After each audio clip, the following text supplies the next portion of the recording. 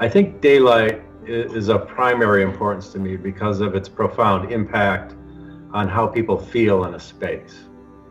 It has an essential role in defining the character and atmosphere of architecture. And I believe character and atmosphere are two issues squarely within the purview of the architect. And daylight is essential for both. So daylight is what brings out the character and materials that engender a space. And it's also essential in setting the atmosphere of a space. On any given project, we'll start with an understanding of where the available daylight is coming from, and then explore interesting ways to bring it into the building and create the proper atmosphere for the building spaces. And at that point of the project, it's more about questions than it is about answers. At the IIT Innovation Center, we designed a dynamic ETFE facade that actually modulates the amount of daylight entering the building through sophisticated pneumatics.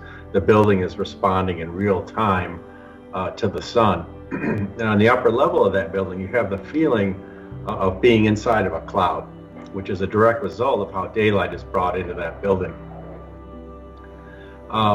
As to how we study daylight in both analog and digital modes.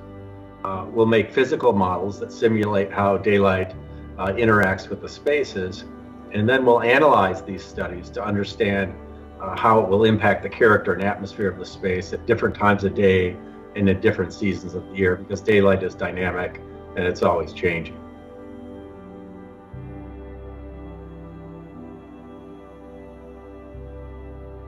Well, I think we're entering a period where daylight can be mediated by technology, which will offer some exciting new opportunities for architects and designers.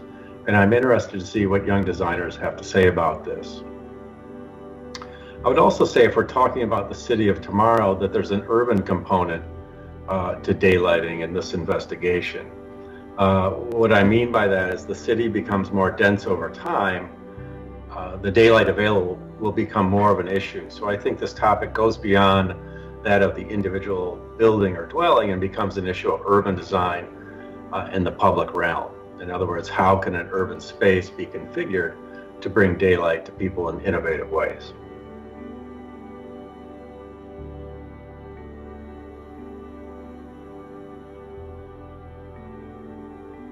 I'll be looking for design process and rigor. In other words, what questions do the students identify as their departure point for their exploration? How do they study daylighting, and what tools do they use to study it? And then how do they analyze those design studies and make informed design decisions? And then lastly, I'll be looking at how they communicate their ideas about daylight through representation. That is to say, drawings, models, animations, words. Because as a designer, it's not enough to have an idea, you have to be able to communicate it.